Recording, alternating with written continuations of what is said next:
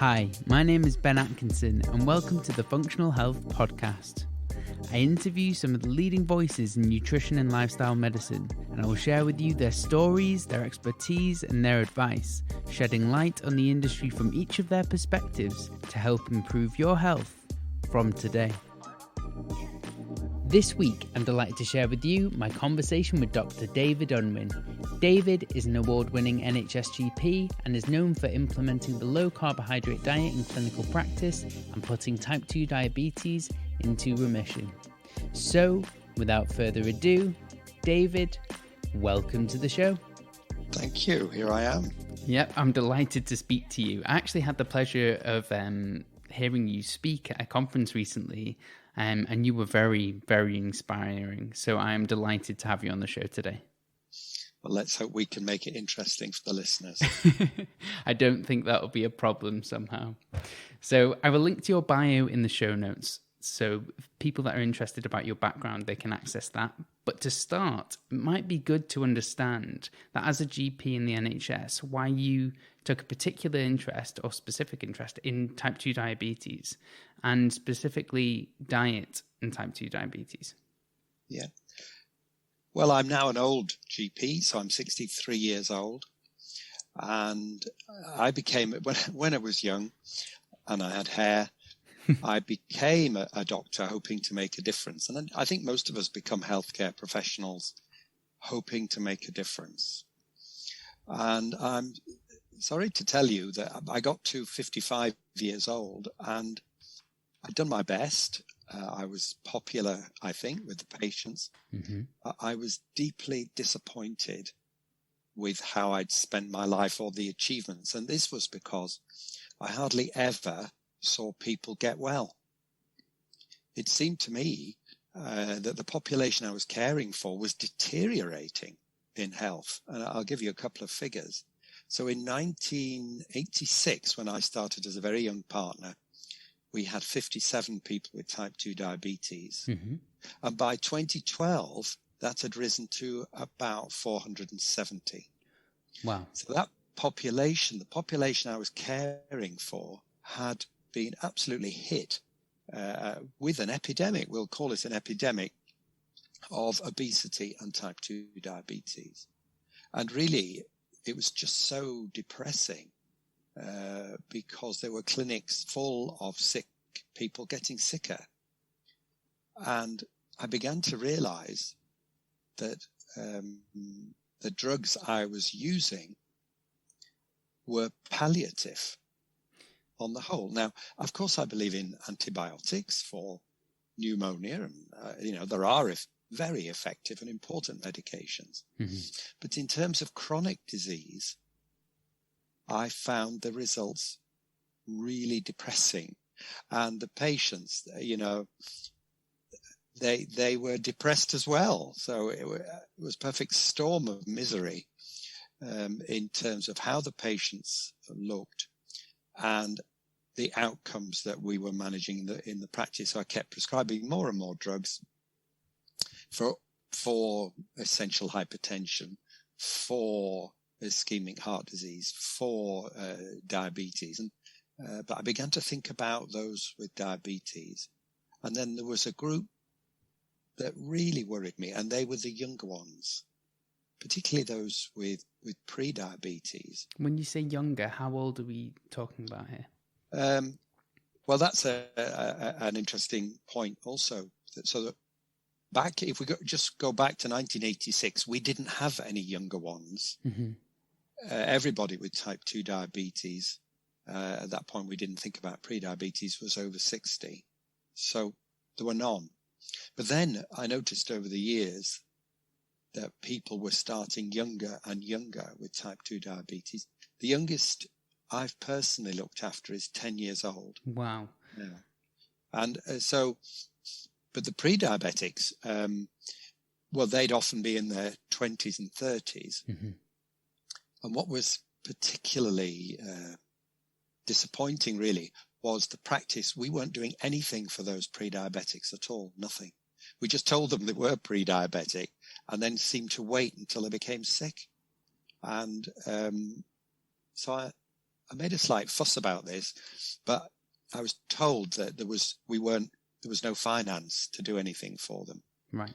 So we were adding misery to the misery. So I even had an idea about these pre-diabetics, and I was senior partner, but the rest of the partners said we weren't paid to do anything, and so I should leave it and concentrate on sick people. So that's the miserable backdrop. And in fact, it was so bad, I was planning to leave general practice altogether.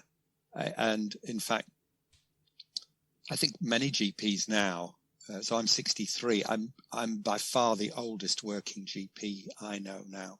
So when I was 55, to leave around then was quite average, really. So that's the miserable backdrop. And middle-aged GP, ineffective and slightly depressed. But at least there was an interest in the true causes of illness. That's what I began to think about, really. I was thinking, so why? These people I care for, sort of 9,500 people, how is it over 25 years that we have an 8-fold increase in type 2 diabetes? You know, there was a lot of talk at the time of genetics. Well, it can't be genetic, can it? Obesity and type 2 diabetes, because genes don't change in 25 years. That's only one generation. Yeah. So unless we were fruit flies, you wouldn't be able to change genetics in that time. So at least I was beginning to ask questions about what I was noticing. So there was this epidemic of diabetes, not just an epidemic, but people were getting younger, far younger. And then obesity, you know, obesity has changed altogether. So when I was at school, there was one fat child in the school, only one. Now in a school, I think in primary school, it's about a third of all the kids in primary school, or certainly when they leave primary school, I saw it on the BBC, are obese now. So things have really changed. It is, isn't it? And it's we need to be curious. A recurring theme for me is curiosity and asking why. Why has this happened? First of all, notice it and then ask why. So I was noticing all these things. Then on top of that, so the people in the waiting room were younger than they used to be. They were fatter. The number of people with walking sticks, unbelievable. The ones struggling with inflammation. I was looking recently, there are now 3 shops selling mobility scooters in Southport, where I'm a GP. Where are all these hundreds of people coming from that need, I call them Mobesity scooters? What's going on? So that was the background. I was depressed with what I'd achieved. I just, in my bones, I didn't really think that all the drugs I was giving for diabetes and high blood pressure was doing good, but I hadn't really got it worked out. So there we are, middle-aged, disappointed GP. Well, just to unpick that, I mean, you mentioned genetics, and I completely agree with you. They don't change over time, but there are certain genes which can, I guess, predispose people to putting on weight, right? Well, but those haven't changed, and yet we're still seeing this like massive rise. Yeah, we're seeing, I agree the genes are there, but it's a cop-out to say it's genetic. Yes. Does that mean I shouldn't bother? You know, and it's hopeless. What's happening is those genes are expressing themselves now because of a changed environment. And who could say that the environment, the food environment particularly, hasn't changed? Just go to any garage you like and look around. Look for some real food on the shelves as you're paying for your petrol. And you'll see there's just nearly nothing in that shop that won't give you diabetes, in my opinion, and certainly contribute to a sort of snacking, obesity type culture. So yes, I agree. genetics are a predisposition. I think epigenetics are even more interesting. Let's not get too distracted, but those are really interesting. Yeah. The environment, a mother's dietetic environment actually will affect that child and how likely it is to be obese. So epigenetics. Yeah. But really, let's concentrate. I think, as a GP, I'm essentially a pragmatist, a practical person. I want to make a difference. So I can't really make a difference to your genes, Ben. But I can really influence you to eat differently, and maybe that would make a difference. Absolutely. And just for the listeners, I just want to clarify something. If you imagine your genes and your DNA are a blueprint, epigenetics are how your environment changes how your body reads that blueprint. So you can express these genes differently. And it might be good for listeners which might know what type 2 diabetes is, but they might be diagnosed with it. They might not actually know what causes it to begin with. And I'd love to hear your thoughts on this. Oh, I've got thoughts on that. Yes. And I think it's really useful to differentiate between type 1 diabetes and type 2 diabetes as well.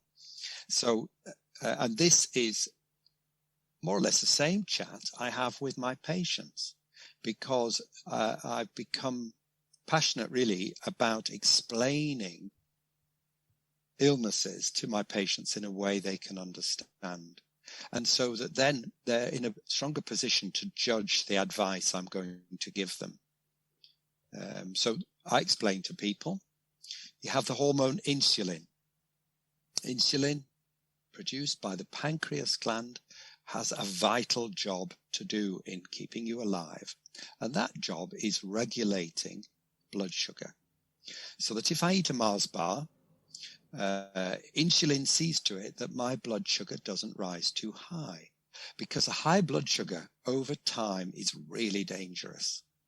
And in fact, we know that a high blood sugar within hours damages the lining of your arteries, both large and small. It's called the glycocalyx, and it's damaged very rapidly.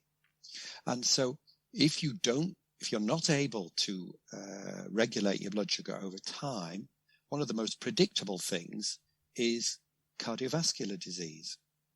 And in fact, this also helps explain the problems that people with diabetes have with retina and also the kidney, because they get problems with the circulation, the microcirculation and the macrocirculation, small and large blood vessels. So insulin's got this special job to do. Get rid of sugar, to get blood sugar down.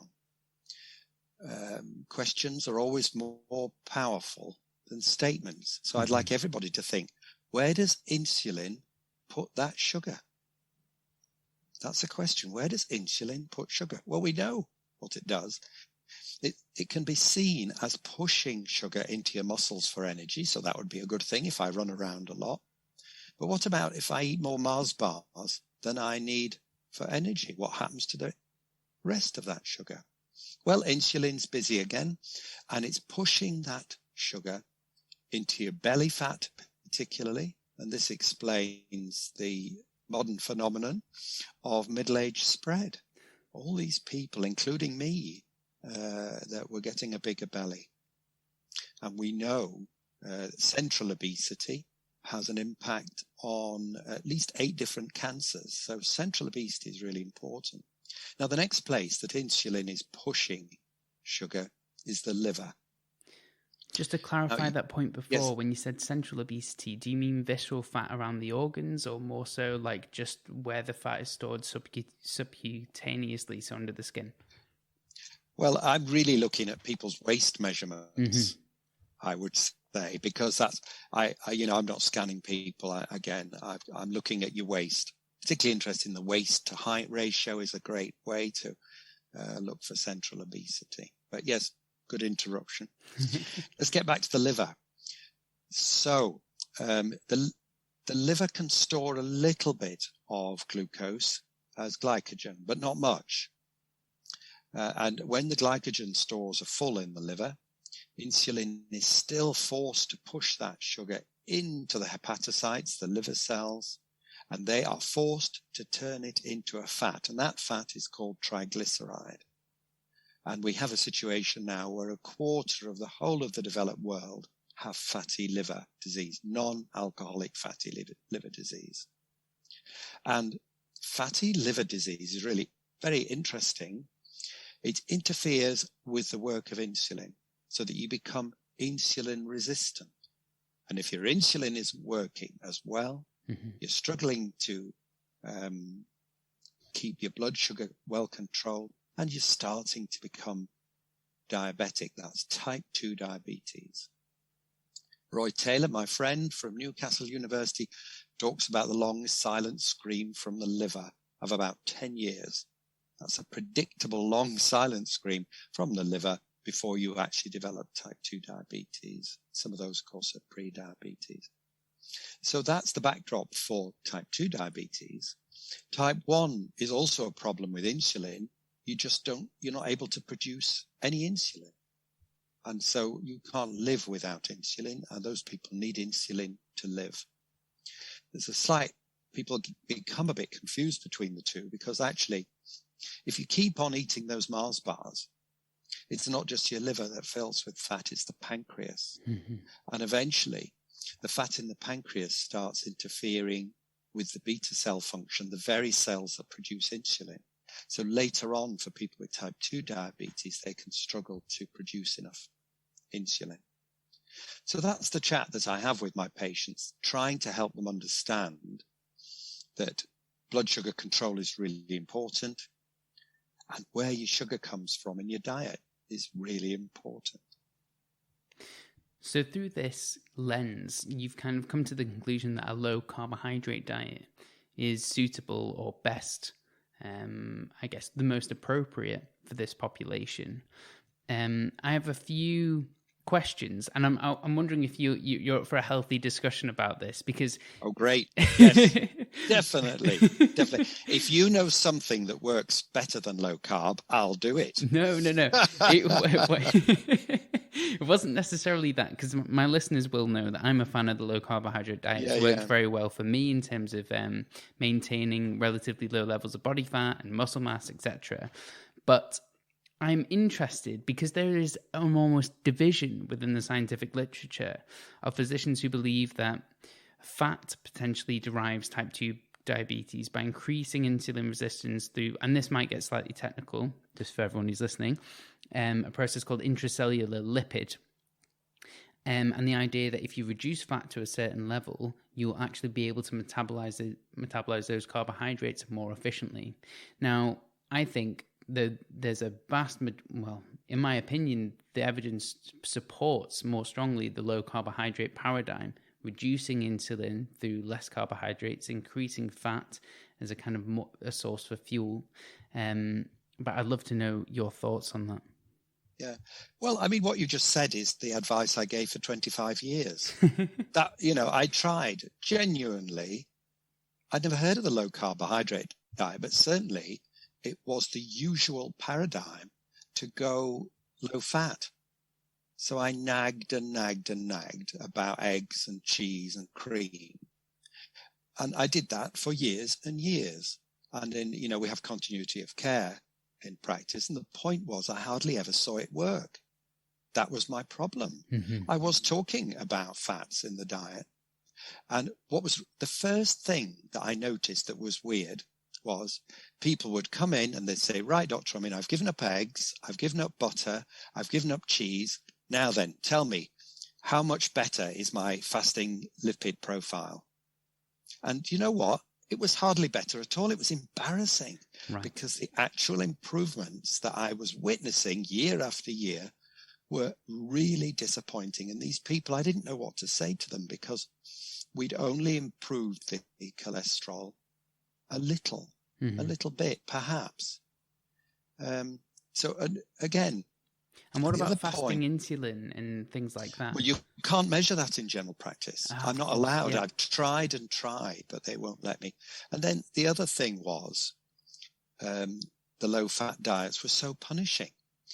So people would do it for me, but they couldn't stick to it. So they would lose weight They'd lose weight for a wedding or whatever, but then they bounce back. So my problem in clinical practice, it didn't work in the medium term. That's my problem. And I wish to be effective. And then on top of that, after I've just explained to you about how insulin regulates central obesity and also the fat in the liver, once you know that insulin is regulating hepatic triglyceride, well, dietary fat doesn't really have anything to do with insulin. It won't affect insulin. So I see obesity as a hormonal thing, actually.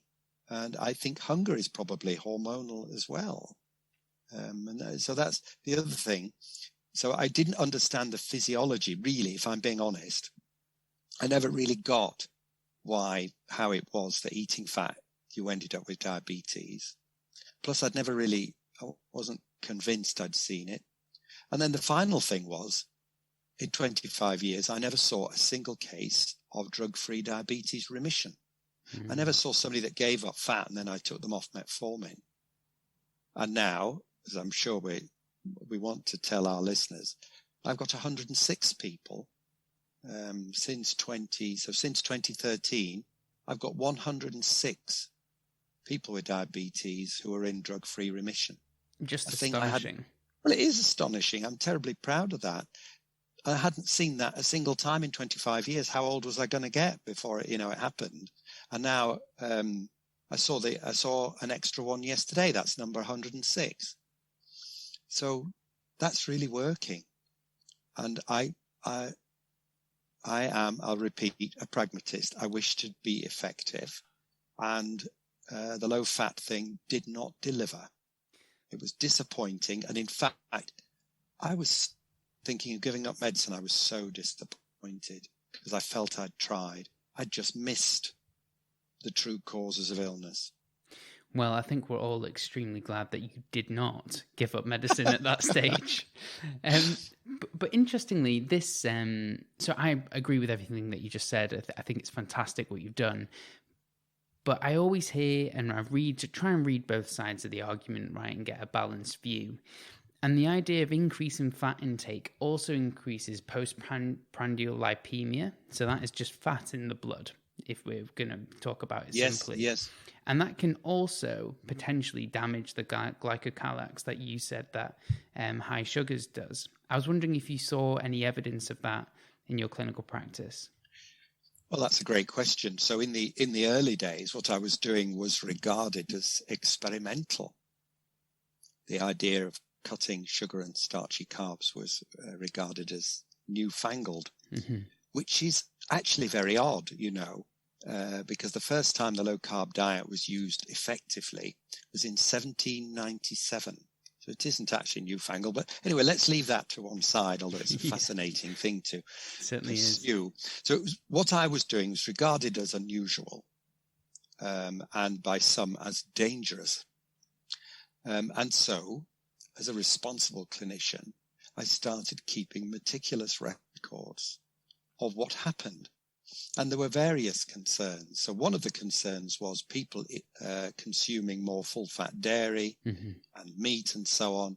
The lipid profiles would deteriorate. And I soon saw that actually the lipid profiles were improving. And in fact, improving so much that I wrote a paper, probably the best known one is one in BMJ Nutrition, published about a year ago now. And if any of the viewers are interested to see that paper, I'd be delighted. All you need to do is Google. I will put it in the show notes for listeners to look at. Okay. Collaboration with Ned Pro and Shumon Ray. Such fun. So we actually looked at what happened to the lipid profiles. And there was an earlier paper as well that I collaborated with Professor Brady, a cardiologist from Glasgow. And again, in that paper, we were looking at the lipids and they improved significantly.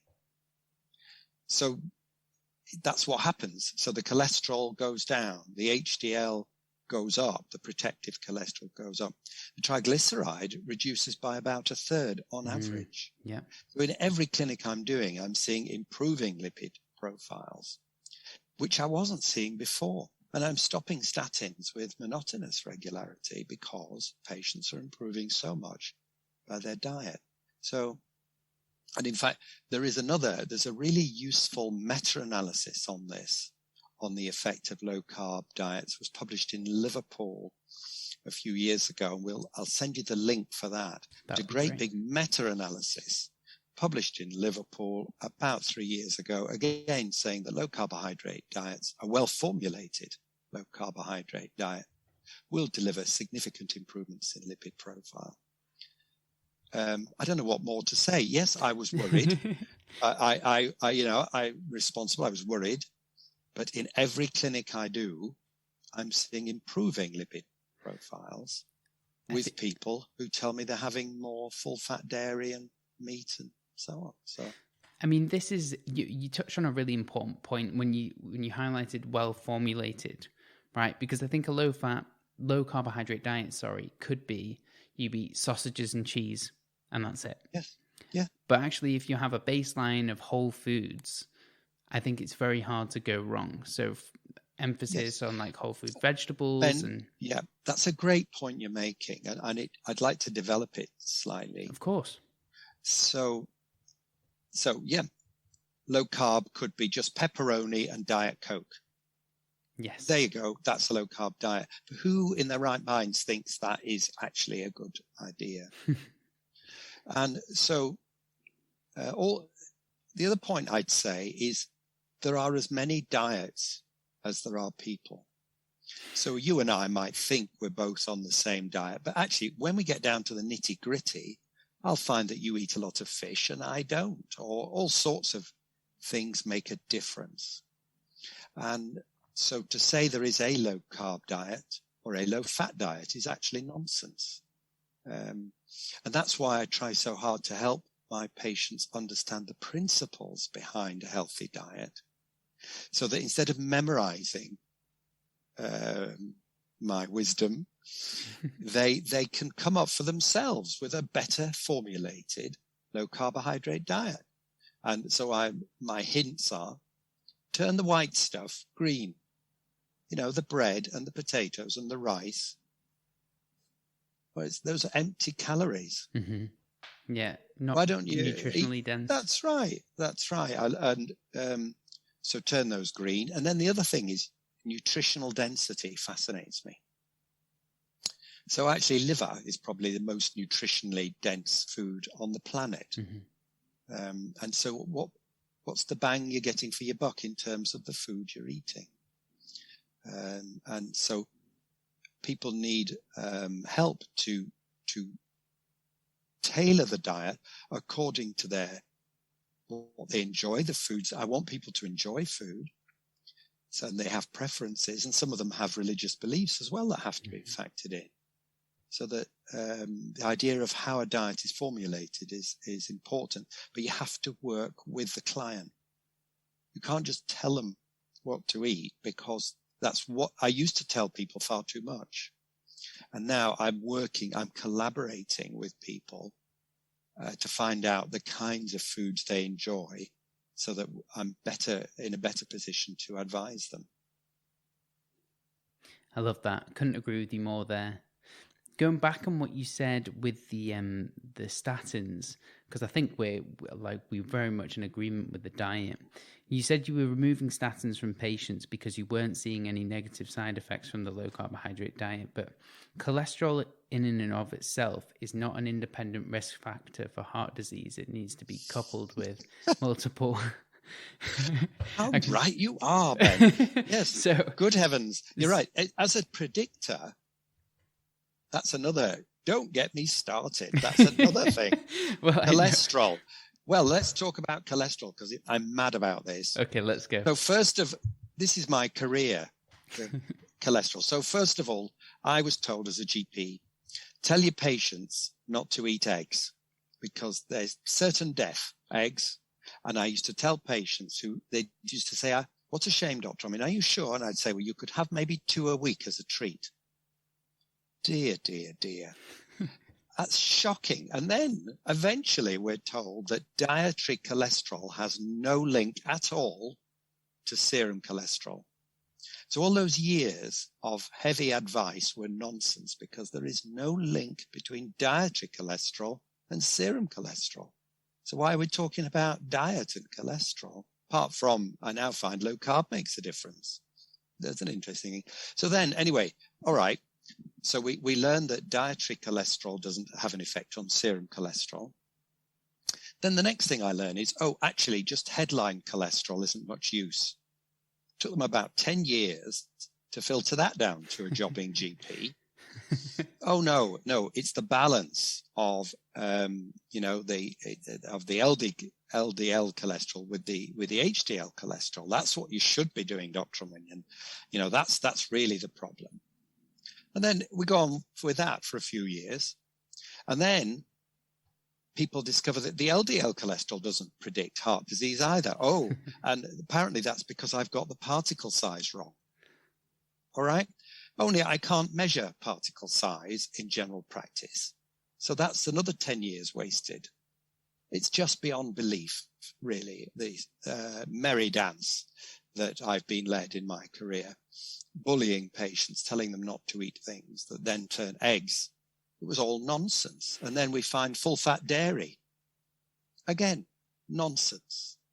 There are perfectly respectable studies show that increasing full-fat dairy helps with strokes. So, yes, as I say, don't get me started. Now, a lot of this came from the Framingham study, and you're going to allow me a little diversion into liver function because I love liver function. Yes, of course. I might come back at you with a few points, but by all means, carry on. So one of the things I noticed in the early days when do you remember I told you I was measuring everything because I thought, I was getting hate mail actually. People were writing to me telling me that what I was doing was dangerous and my patients would, there'd be vitamin deficiencies. And so I was getting hate mail. I was being shouted at in public meetings as well.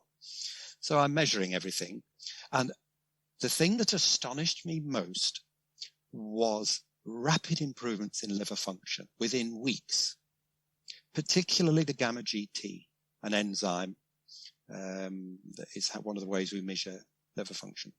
I had people who'd had grossly abnormal gamma GT levels for 10 years, and it would be normal within a month or 6 weeks. Astonishing improvements in liver function.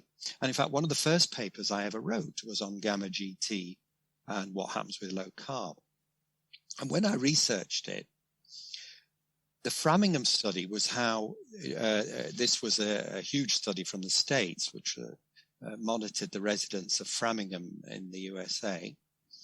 And it's one of the ways that they said, maybe cholesterol has something to do with heart disease. But who knew? In the Framingham study, actually, they were far more convinced by gamma GT.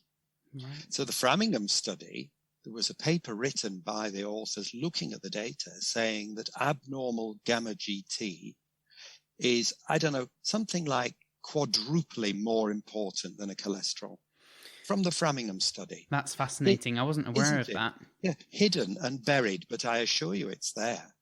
So that liver function, abnormal liver function, is a far better predictor of cardiovascular disease than anything to do with the cholesterol. So there we are. You can pull me back to wherever you want to go now, but I just couldn't resist the gamma GT and the Framingham study thing. No, I think it's great. I will link to that in the show notes if it's widely accessible for listeners, and I will be looking at that myself after the show. Yeah. Where were we before? So we were talking about cholesterol as an independent risk factor. Interestingly enough, because I try different diets. This isn't the point I was going to make, but you reminded me of it. I try different diets periodically, and I recently tried something called the Paleo Ketogenic diet, popularized by Sarah Myhill. And my cholesterol is not high, but it's kind of in the upper reference range, right? I'm not worried about it. I've done many tests looking at the particle size and whatever. I'm not worried. But what I found was introducing flax seeds. This flaxseed bread that she had a recipe in her book, and my cholesterol plummeted. Like, it really did. And the mechanism, I think, is because it's so high in soluble fiber, is binding bile salts and just removing them. I've had a look at this in the literature, but it was astonishing because I get my blood test. I do a lipid profile probably once every 6 months, 3 to 6 months, just because I'm interested in how things shift as I'm changing my dietary patterns. And it was honestly amazing. And it was just interesting when you say changing the white stuff to green, and the increase in vegetables probably does have an effect on like pulling things out. Bile salts are normally comprised of cholesterol. And then if you don't get that reabsorption, you're probably likely going to lower cholesterol levels by that mechanism as well as many others. And when you spoke about dairy, sorry, go on. Well, it's just also fascinating, isn't it? And we're surrounded by things we don't actually know. So, Ben, you don't actually know whether that high cholesterol that you had is actually important or dangerous. No, I mean, it was upper reference range. It wasn't it wasn't exactly, high. But you don't even know whether that's dangerous. Well, we don't even know if high you lower it. Dangerous. Yeah. Yes. Or low, and then you lower it. Is that a good thing? Your gut feeling was obviously that it was, but you say obviously because the links are not clear. And then we have the hyper responders. So some people, particularly fit, thin people, a few of them get a sky high cholesterol. So my wife Jen has a cholesterol of 11. Right. Yes. I mean, that's extremely high. Yeah. Well, that's high, isn't it? So is she in terrible danger? Should I worry? And how shall we handle that? What does it mean? And the trouble is I can't get the particle size on it, so we don't know. So what we actually did was get a calcium score. So that's and I think that's the calcium scores predict heart disease far better than any lipid profile ever did. Mm-hmm. Far, far better. And I'm lucky, very lucky to be friendly with Scott Murray, a consultant cardiologist who specializes in preventative cardiology. So we had a calcium score done of Jen's coronary arteries, and you're supposed to worry if your score's over about 40 or something. Anyway, her score is 0. She has the coronary arteries of a baby. She has the coronary arteries of a baby. So this cholesterol of 11, we've decided just not to worry about it because they couldn't find any calcium in her coronary arteries at all. Yeah, I mean, this just like highlights the point that we don't know exactly what drives this condition. And like there's CRP, inflammation, which we know is one of the drivers. But I think cholesterol doesn't seem to be predictive. And there's many other people, even in a community which I don't necessarily support, apart from maybe short term, is like the carnivore community where they're just eating meat and water. They normally have very high levels of cholesterol, but when they do things like a calcium score or I can't remember what you call it, it's like an ultrasound of the carotid artery to understand the calcification, very low to non-existent of any signs of cardiovascular disease. So yeah. And just a point on that as well. So I'm always fascinated by people like the Inuits or the Maasai, and the Inuits on the diet of blubber and meat and fish and so on. They ate a lot of blubber actually, seal blubber. Cardiovascular disease was unknown. But it was only when the Western diet was imported that it has now become common, and with monotonous regularity all over the world, as we've exported the Western diet, cardiovascular disease and type 2 diabetes have followed everywhere, all over the world. Absolutely. And there's some really interesting work on, I think is it Svensson, that the Icelandic guy that went and lived with the Inuits in about 1905, and he went just carnivore. Yes. And then at the time, the nutritionalists said, well, you will die of vitamin deficiency if you go carnivore. And so they popped him in hospital in New York, I think, for a year. Yeah, in isolation. You're absolutely yes, right. Yeah. And he didn't die. They all said he'll die, and he didn't die. Again, nutrition, full of questions, full of fascinating things. And I'm quite interested in here's a thought.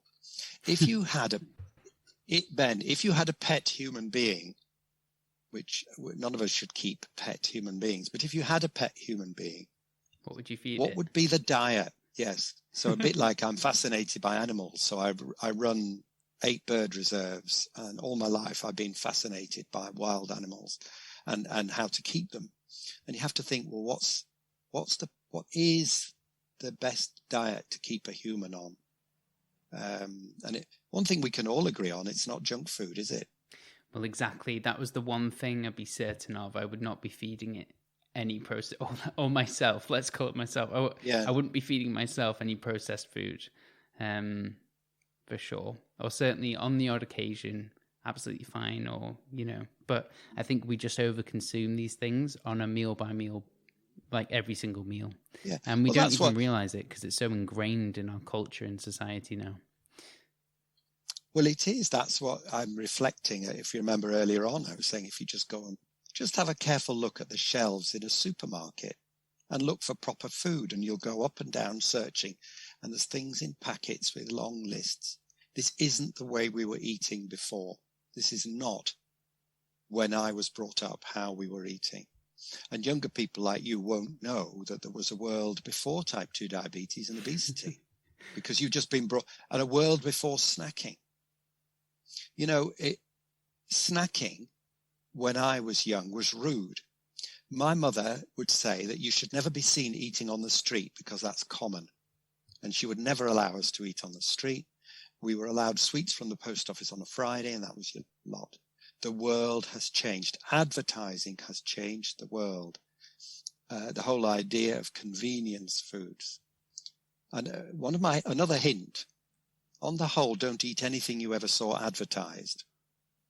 Think about that.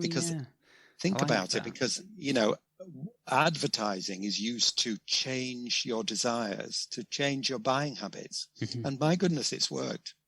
Yes. It's been successful. They've made a lot of money.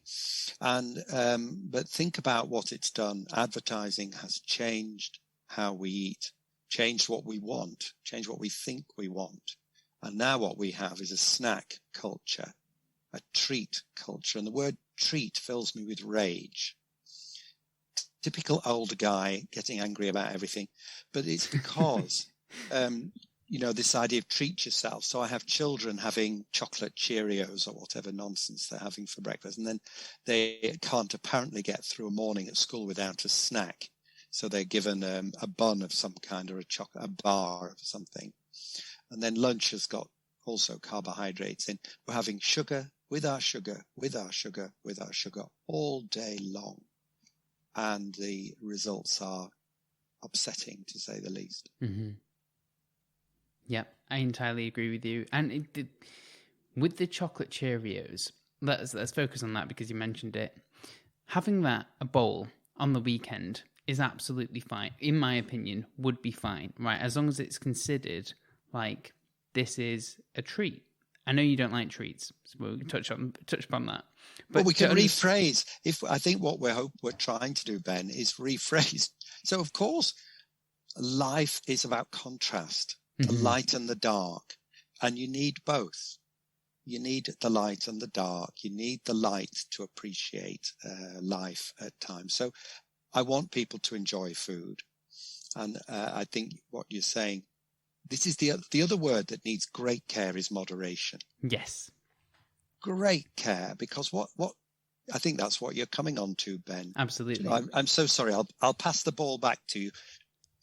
Carry on, Ben. Carry on. No. You were right. You were exactly right. I think it's important because when you said you need the dark to appreciate the light, I really like that idea. And I also think people call it if they follow a specific restrictive diet, they say they're going to have a cheat meal. And I don't like the word cheat, but I like the word treat. you're rewarding yourself for doing something beneficial for your body, your health, etc. And I think doing that periodically is quite healthy, and probably, even though it might not be good for your blood sugar, it's very good for your soul, which I think needs to be considered as well. I'm going to agree and disagree with you. Okay, go. This is fun, I suppose really, it depends on the foundation of health that you're working from. So from people with a chronic illness, you might reconsider there. But for people with a baseline of health, I'll let you speak now. Okay. Yep. So I'm going to agree and disagree. Let's start with agreement. Let's go. I repeat, I want people to enjoy food. I think an interest in food is a great thing in your life, and we should, encourage young people to be interested in food and to enjoy it and know where, curiosity about where does it come from? That tastes better than that. I prefer that. That's superior to that. So I'm all for that. But I've learned a lot more, even in the last few years. We've been looking at our failures in my practice at Norwood Avenue. Why do people fail? Mm-hmm. Why is the low-carb diet for some people so very difficult? So I'm remorselessly interested in failure. Why? What went on? And I think that many of the population are carb addicts, many of them. And a bit like somebody with an alcohol problem or smoking or whatever, that treat you suggest can be very dangerous if you're a carb addict, because I've seen so many patients who are doing brilliantly and they reverse their diabetes and they've done the works, and then Christmas comes along and they come back fatter than ever. Mm-hmm. And that first mince pie and the second mince pie, and then months later, they're still eating sugar and carbohydrate. So some people need to be really, really careful. So if you're somebody, so my mother is somebody, she's 86. She's somebody that can have that box of chocolates that I buy for Christmas. She's just having one a day. That's all she does. I'm the person that eats the entire box in the first day and will open a second box. So right. Well, Ben, be careful with your treat. That's why some people need to be careful with treats. So I helped design a low carbohydrate program for diabetes.co.uk, about 460,000 low carb program. So we found 1,000 of them and we assessed them for carb addiction. So there are a set of standard questions to find out if you're addicted to a food substance. Mm-hmm. And 26% of them scored highly. So they were food addicts, 26% of the 1,000 people with type 2 diabetes. Yeah. And if you think about it, type 2 diabetes is sort of selecting people with a problem with carbohydrate. So my wife is a consultant health psychologist, and she's utterly fascinated now with how to help people with carb addiction. Because I assure you, there are people who cannot give up bread. And I've had people cry when they tell me how the reason they weigh 150 kilos is they're eating loaves of bread a day. Or I had another guy recently, it was him, he was eating cornflakes in a mixing bowl. The dose, the portion was so enormous. So just because maybe, I think often we can't imagine that other people eat very differently. So we think that moderation's okay or whatever, but there are people who are genuinely really struggling with carb addiction, and there is no help for them. So for them, the idea of it's okay to have carbs in moderation, it's very unlikely they will ever escape. And those are the people that have to go keto and stay that way. So, okay. As you see, I agree with you, and I agree, and disagree, depending on your relationship with food and the baseline health, as you say. So if you're basically healthy and you're happy with your weight, and once a week you have your Cheerios, and it's limited to that, I don't see what the problem is. Mm-hmm.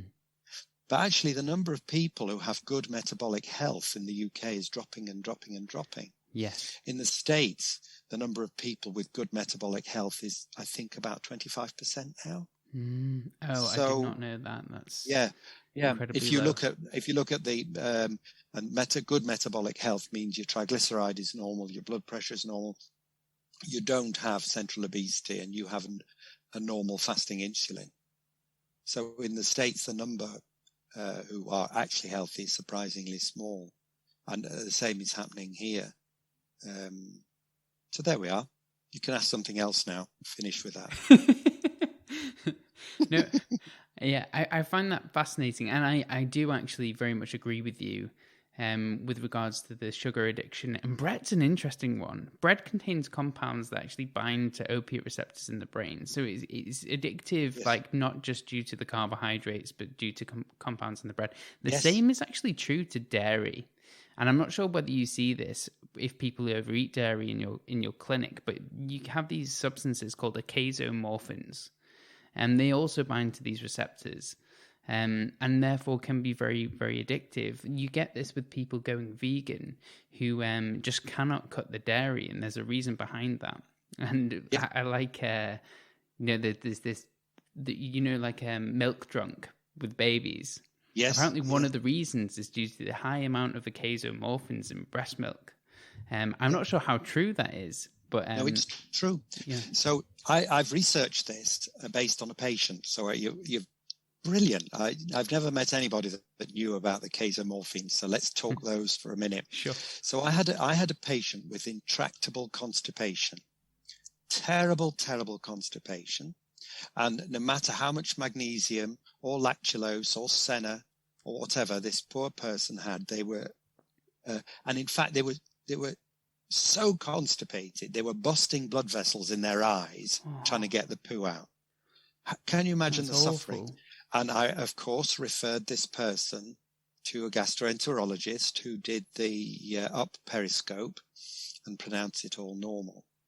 So whatever I gave to that patient made no difference, and they suffered for years, really, really suffered. And I upped the senna and I upped the magnesium. And anyway, eventually I decided to think about it in a different way. I'd always thought that constipation was due to something you weren't having, like enough fiber or enough fluid. But what about if you turn it on its head? What if the constipation was something you were having? And for this person, it was dairy. And from the day that person cut out cheese and dairy, years and years have gone by, and the constipation never comes back, apart from if he eats cheese. Wow. That poor guy, and I've discovered others since then. So what you say, based on my N=1, but actually there was an RCT on using cheese to cure diarrhea. Isn't that because of the casomorphins and everything? I love biology because there's a reason for everything. So why is milk addictive? Mm-hmm. You want babies to be desperate to feed. You don't want to struggle to feed your baby. Mm-hmm. That baby needs to feed to live. And so milk is very addictive. And yes, I also have patients who need to come off dairy because that can be a reason for obesity. And I regularly find people, and when we go into it, pints of milk or blocks of cheese. I saw somebody yesterday and we agreed he would have to stop buying cheese. So again, what an interesting little side that was. And you're the first person that has ever interviewed me and knew about the casomorphins. Well done. Well, thanks, David. I'll take that as a compliment. Yes, do. With the casomorphins, just to clarify your point, were you saying that person was overeating cheese or eating not something? Well, not overeating. We got it. So poor guy experimented for me, mm-hmm. and as little as an ounce of cheese would stop his bowels for 4 days. Right. Wow. So 30 grams, that is not a lot at all. It's about the size of a... Yeah. So he did it a few times because we couldn't believe it. So I'd say, you wouldn't mind just trying that again, would you? And it sometimes would happen accidentally where somebody would make him a cheesy thing or whatever. So, and when we went, so often there's a clue in the history. And the clue in the history here was that constipation wasn't all the time. Occasionally it was better. It was definitely worse on holidays. And when we unraveled it afterwards, that's because this was actually a low-carb person, and they always had the cheese board. So he had a lot of cheese on holiday. Right. So anyway, so there we are. But the sensitivity was to an ounce. Do you find that people that have this problem also have an addiction to bread? Ah, right. You've just I've called it a problem as well, which is I probably shouldn't have done. But like this issue, yeah. All right. So Jen tells me that a lot of it's to do with happy brain substances like dopamine and so on. And that she says that if you have one addiction, it's quite likely you may have others. And you're vulnerable. So, and that is why. Why is it? So when people give up cigarettes, they're chronically short of dopamine, so that then they start eating more and put on weight. Or you find that people who have bariatric surgery, who are almost by nature food addicts, and then you put them into a low-calorie jail, don't you? You take away part of their stomach. And we absolutely know that a proportion of them go on to have problems with alcohol. Right. Definitely. It's understood. And that's because those people, they were, some of the pleasure in life, some of the dopamine in life was from chronic overeating. You take that away in a brutal way, which is bariatric surgery. And some of those people are very, very unhappy, and some turn to alcohol.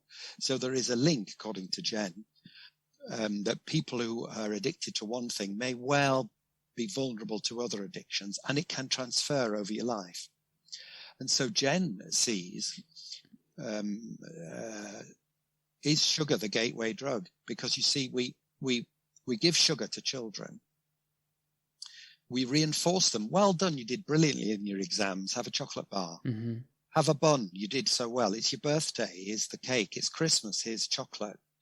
So that you could, if you wanted, a bit like the Pavlovian dogs, if you wanted to program young children to associate pleasure and fun with sugar, you couldn't design a better society. And then it's my belief that many of them are sugar or carb addicts in their teenage. And then you're vulnerable. That same pathway, alcohol might work the same, and so might other things. Smoking, things like that. I guess. Well, it's a worry. It's a worry, and that's I think we don't think nearly enough about the nutrition of children and what we're building for their future. I think it's a really serious area that needs a lot more thought. Although the guidelines are there, I forget what it is. I think children over about 5 are not supposed to have more than 6 teaspoons of sugar a day. It's still a lot, though. It is a lot, but I wish more of them managed the 6 teaspoons because, by the time you've had your sugary breakfast cereal, that's probably it. And so I really worry about the nutrition for children, for young people, and where that is leading in terms of their mental health as well as their physical health. Well, that's maybe something I'll touch on in another podcast. It's something which I've not even considered talking about just because I've not thought of it before, but you bring up such an important point that I'll have to dive into. I'll develop it slightly more. And so let's talk about the calories in, calories out battle. Sure. Well, I would agree. This. Yeah, I would agree that obesity is a result of more calories in and fewer calories out. I got this from Gary Taubes. The same way as being rich or a big bank balance is the same as more money in the bank account compared to the money out of the bank account. Mm-hmm. But having said that, you haven't learned anything, because you presumably, Ben, would like to be a rich person. So if I just tell you that the way to become rich is to get more money in the bank than you take out of it, it's a truism. So that little bit of information. So if I tell you the way to avoid being a fat Ben is to eat fewer calories than you put out, you didn't learn anything. You've learned nothing. And that is because calories in depends upon appetite and hunger. Mm-hmm. And you have to address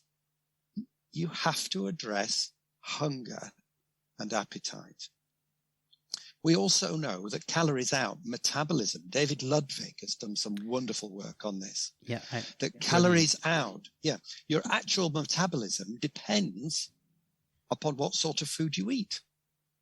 So carbohydrates slow your metabolism. So that carbohydrates make you hungry and slow your metabolism. So that's kind of far more useful to you than put fewer calories in your mouth, because that doesn't really help. And I think the other thing is, I think there's an ethical view that I take now. When I think back to how I used to bully my obese patients with obesity, telling them to eat less, when they then just felt like a failure when it didn't work, or they tried really hard and then they failed. So what I'd done was slightly cruel, because I set them up to fail and then they felt like a failure. Mm-hmm. Because telling them to just eat less, if you don't look into the cause of hunger and appetite, and also the what affects metabolism, then you're not helping your patients. And insulin is a really important factor. I see. Go on. No, stop. I'm stopping now. You can carry on. I'm just like, no. You say so many things and I just want to like jump in every so often. So apologies. You spoke about the psychological element before, and I also think that's a huge driver. But I loved what you spoke about when you said in order to get rich, you just save money. But actually that's dependent on what job you have in terms of like, what are you eating? And also where you invest that money, being like where nutrient partitioning, where is that going on your body, right? Yes. And there is some really interesting studies done on low glycemic diets and how you can actually, I'm gonna use the term get away with, but you can eat more calories and actually not gain weight. Correct. Yeah, and the reason behind this, I believe, is like if you look at, how do I put this into layman's terms? Essentially, the glucose spike will be less, and therefore your body's better able to tolerate the calories that you're taking in, and that includes things like amino acids that are slowly released into the bloodstream. So if you get a big spike in amino acids, you can't actually utilize them all that well. That's why bodybuilders normally have multiple times they eat in a day to get protein spikes in amino acids, right? They break it down into smaller portions. And with carbohydrates, if they're released slower, you're going to have this less insulin spike, less blood sugar spike, and more likely to be burned than stored as fat. Yeah. Just to develop what you've said, Ben, if the listeners consider 2 alternative meals, you can have 400 calories of Black Forest Gatto, or you can have 400 calories of salmon.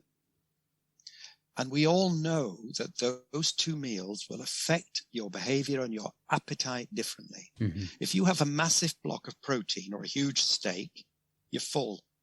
You're finished. You can't eat protein endlessly. But I know from personal experience, and many of the listeners will also know, that their ability to eat cake is not as limited, and that you'll want more, and you'll cut another little bit off and another bit and go back for a second one. And I laugh with my grandchildren about their separate pudding stomach. Oh, everyone has that. Yeah. And so calories are not equal. And so although it's true that obesity, I agree, to repeat myself, that obesity is a sort of mathematical thing to do with calories in and calories out.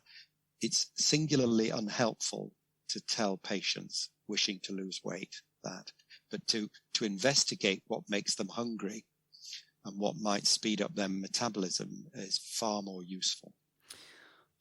I'm about to get into the weeds here. I wanted to move on, but when you said speed up your metabolism, there is reports of the ketogenic diet. I mean, your low carbohydrate diet is less than 130 grams of carbohydrates, I believe. Is that correct? Correct. So it wouldn't necessarily be ketotic, but ketosis, correct. There are some, like below 50 grams of carbohydrates, some people can enter into ketosis. I actually have to be in 30 grams for that to happen. And that's just burning fats as fuel. Can I just explain that in for the listeners in terms of what I said at the beginning? Mm-hmm. So we just need to go right back to insulin. And I was talking about what insulin does in terms of getting rid of blood sugar. But insulin does another thing. Insulin prevents you from burning fat. So that if you have 80 grams of carbohydrate a day, you're producing just too much insulin to be able to burn your own fat. So if I keep eating biscuits through the day, even half a biscuit regularly will stop me from accessing my own fat reserves and burning fat, because insulin prevents fat burning. So that if you have less than, it's about 50 grams for some people and 30 for others. If you have less than about 30 to 50 grams of carbohydrate a day, the insulin level is suddenly low enough to allow you to burn your own fat.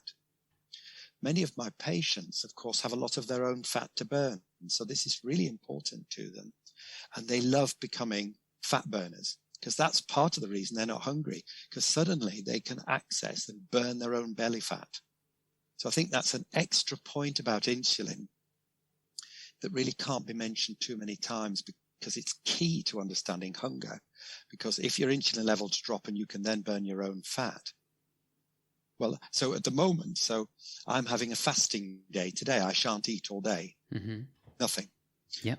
And it's now 1 o'clock and I'm not hungry. Why am I not hungry? Because I'm burning my own fat. Mm-hmm. Because my metabolism is used to burning fat. I can have a fasting day once a week without any difficulty. And I will go 24 hours without eating with no difficulty, because I'm a fat burner. And sorry, that was an interruption, but I wanted to link it in with insulin for you. No, I completely agree. And if people want to understand more about fasting, I actually did a podcast with Dr. Joseph Anton about that and why 24-hour fasts are great for autophagy, cellular cleaning mechanisms, etc. But going back to ketosis, the reason why I mentioned it was because you said carbohydrates lower your metabolic rate. But I've read several case reports, and there was a trial, this was kind of like a sub-study where they measured thyroid output as part of ketosis, and thyroid output dips with prolonged ketogenic diets. Now, I'm not sure whether this is clinically relevant. Sorry, go on, David, I can see you've got a point. I have got a point. Do you remember me telling you I measured everything at the beginning because I just wanted to see? Yes. Right. Well, I was also measuring thyroid function. Mm-hmm. And I'll tell you something really interesting I noticed. And I'm so lucky because I have a medical statistician who works so hard for me, Christine. And so I can get the stats done on my work. The thyroid stimulating hormone levels drop significantly when you go low carb. But is it just as you get increased sensitivity to insulin, you, I believe, become more sensitive to thyroxine? And that would explain why the TSH levels dropped, because perhaps you're more sensitive to thyroxine is another. So there are two interpretations of that, but it's TSH that drops, not T4. When I measured both, it was the TSH that dropped. And so if the TSH is dropping, the pituitary is thinking, I've got enough thyroxine. And I think you're becoming more sensitive to thyroxine. I haven't written that one up because I'm always behind on the papers I'm writing. But I've got the stats for it. So that another interruption on thyroid. No, that's fantastic. It would just be interesting whether you had patients which experienced any like symptoms of hypothyroidism, low thyroid output, and therefore reduced metabolism, like cold hands and feet or anything like that. There've never been case reports now. No. I I haven't. They mainly have more energy. Well, Common yeah, there you go then. So the two things that patients tell me every single week in every single clinic is the first thing, I'm so surprised not to be hungry. They're always amazed because they're generally people maybe with a... So if I just share again with the viewers, my average patient is 61 years old and weighs about 100 kilos. So if that gives you... They're about my age and they weigh 100 kilos. And so they're people that have been overeating for a long time. And they're astonished to not be hungry. That's the first thing. Then the second thing is, it's really common that after a while they start exercising more because they go kind of fidgety and start saying, well, I've joined a gym, or I'm going walking, or I'm doing whatever. So those are the two things. And I on the whole, they say they need less sleep. So I need 90 minutes less sleep a day now than I needed when I was 55. So that's the kind of thing, less sleep, more energy, and not being hungry. That's what I'm told commonly in clinical practice. Win. So if I ask you maybe quite a difficult question, or maybe it's quite easy, like who does low carb not work for? That's a difficult question. And let me think. Or if there's no one, that's fine as well. But I would be interested just in case. I think... Right, here's the perspective on this. You know, when you're talking about low carb or high carb, there's an assumption of what normal carb eating is. There's an assumption. There's a flaw in your argument because you've assumed that there's a sort of normal carb. And I think the idea of normal sort of a carbohydrate, a sort of normal amount of carbohydrate, we need to look to caveman and women for that. Because you now have, Ben, you've got the physiology of caveman. You haven't changed really significantly in the last 3,000 or 4,000 years. Mm-hmm. And so if we should look to our ancestors for what was a normal amount of carbohydrate to consume.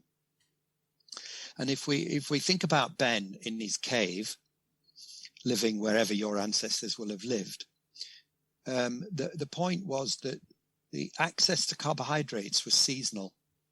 So you will have gorged, I'm sure, on blackberries and so on in the autumn.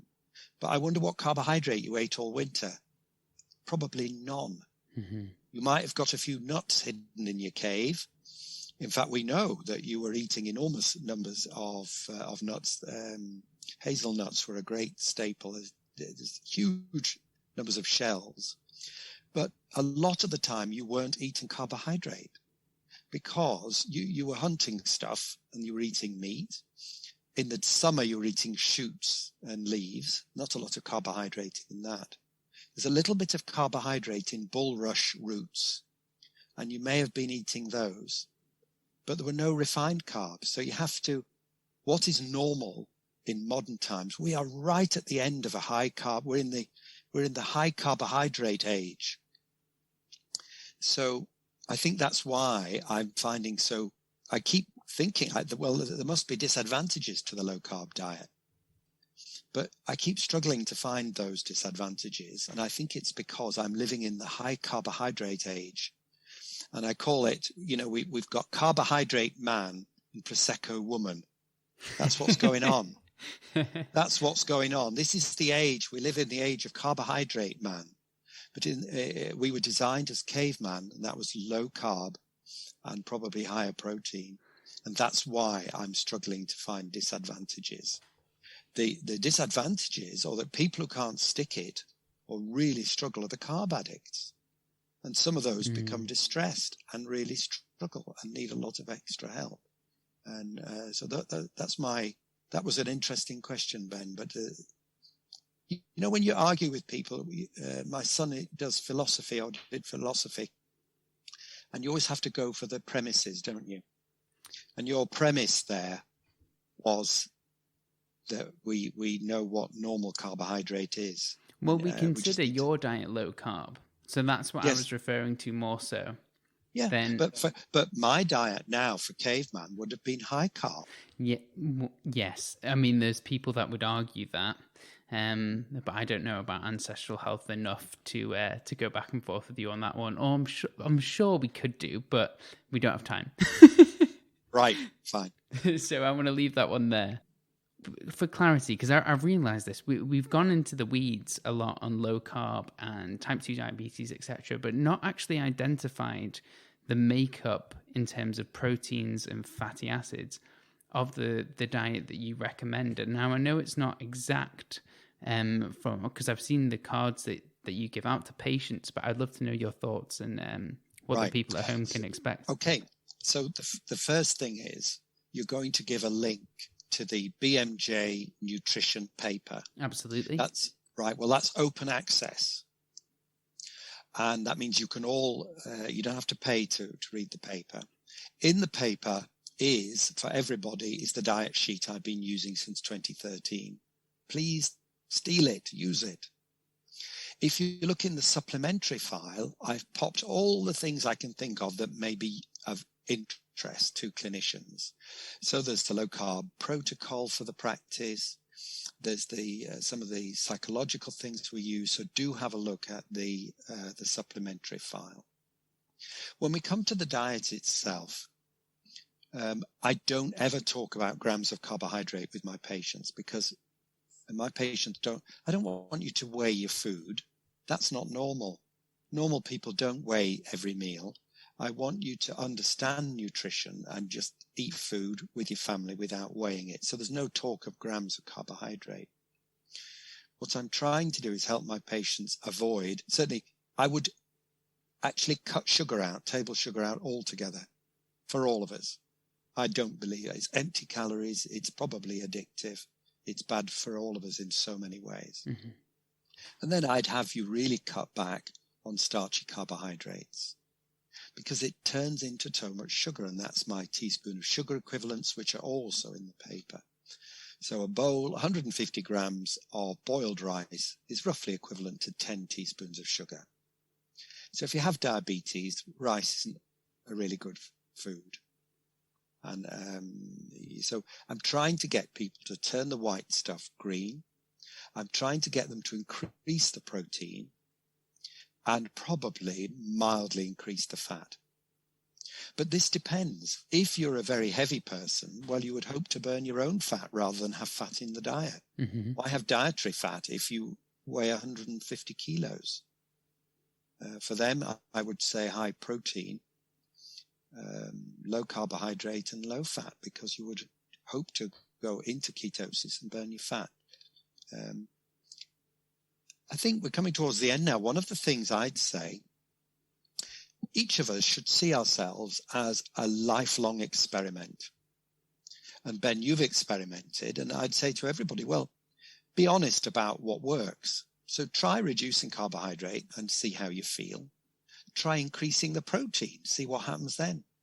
Try increasing the fat and experiment. See yourself as a lifelong experiment. Be curious. What do you enjoy? How do you feel?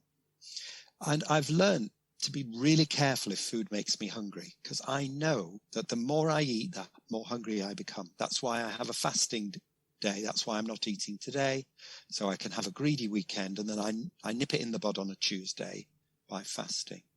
So notice what effect a diet has on you mentally. So I know that sugar, for instance, makes me anxious. So if I cheat, I feel anxious and fretty for about 2 days. And lots of patients have noticed that. So there is the diet sheet that you can all look at, but then I'd say that's just a basis for a fascinating journey into the diet that suits each of you the best. And what you're looking for is a diet you enjoy, feelings of energy, feeling that you can concentrate, or whatever else your goals are. Some people will notice their skin condition will improve amazingly, or their ability to concentrate, all sorts of things.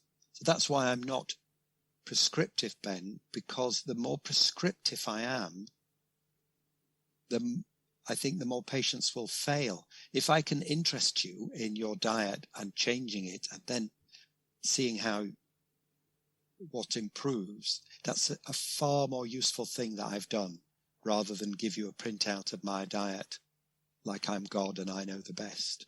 I was wrong before, for 25 years. I may still be a bit wrong now. And I'd really rather people learned what suited them. I think that's brilliant. Thank you so much, David.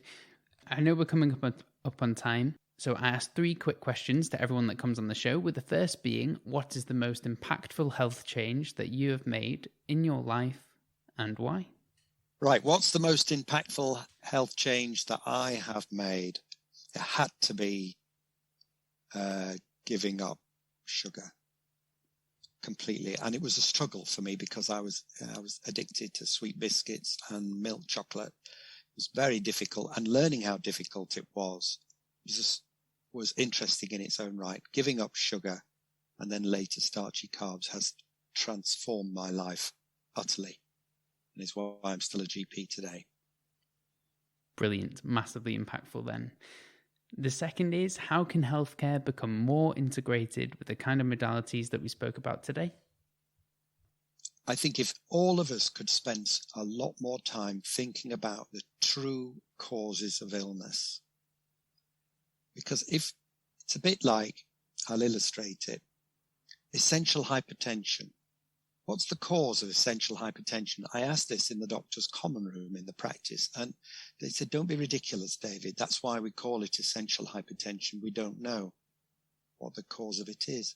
And so I said, well, if you don't know the cause of hypertension, how are you so sure about the treatments you're using? And of course, we actually do know some of the causes of essential hypertension. In part, it's insulin causing renal sodium retention. And once you know that cutting carbohydrates are likely to help blood pressure. Mm-hmm. And so I would say to people, I have learned so much by being curious about the real causes of illness and reading about it and thinking about it and then experimenting. The real cause of chronic disease. And if we could find those, we're far more likely to end up with a healthier society. Brilliant. I love that. Thank you again. And I've got one last question, but before I ask it, can you please tell the listeners where they can find you and what exciting projects you have coming up? Okay. So the best place I think would be Twitter. So I'm at Low-Carb GP on Twitter. Though there are quite a lot of YouTube presentations, some of which have gone out to vast numbers of people. So you can look me up on YouTube for longer things. What have I got coming up? I'm working on a paper. I'm always working on a paper.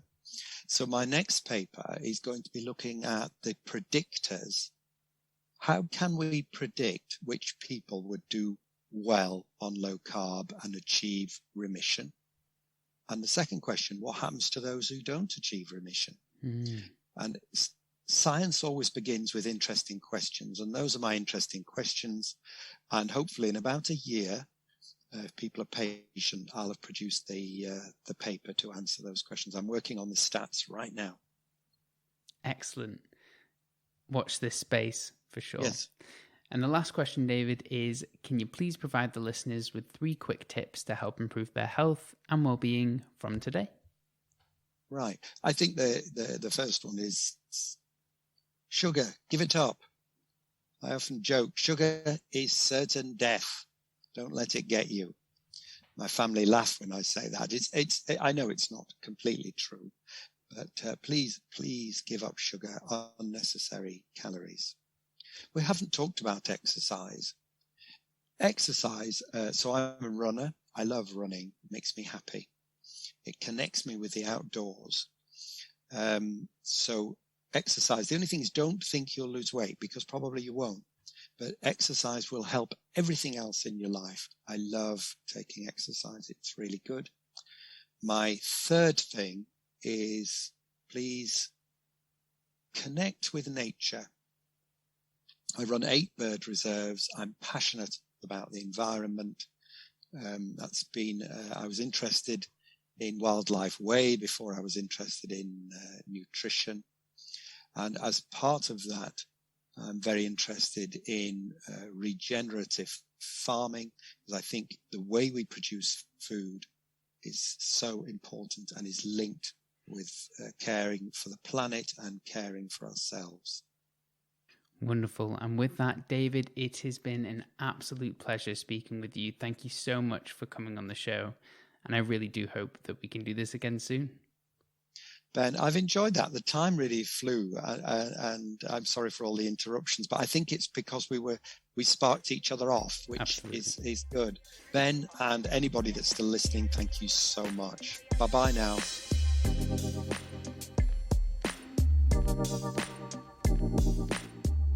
Thank you for listening to the Functional Health Podcast. You can find links to everything that we talked about today in the show notes. If you have a second, please consider leaving a 5-star rating on iTunes. It really does make a huge difference and helps get this valuable information out and reach more people. Don't forget to subscribe so you can stay up to date and know whenever I release a new episode. You can connect with us on Instagram, Facebook, or our website, and all questions are welcome.